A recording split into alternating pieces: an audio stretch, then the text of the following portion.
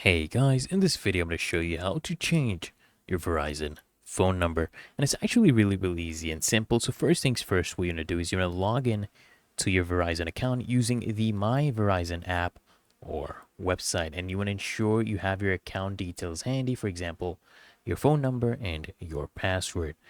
Then what you're going to do, guys, is you want to open up the change number section.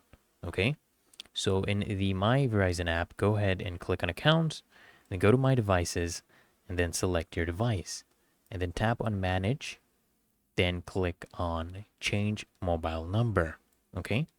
Under Manage a Device. So what you're going to do is you're going to choose the new number option.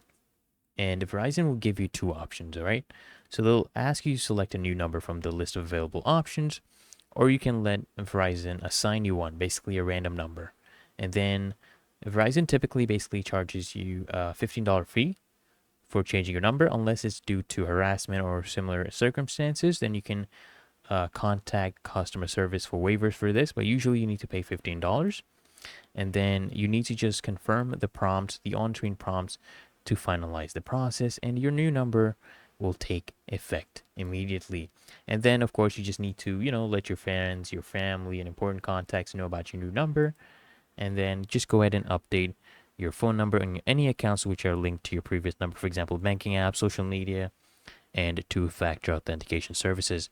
So I hope this guide was of value to you. If it was, guys, consider smashing the like button as well as subscribing to frequently asked questions, and I'll see you in the next one.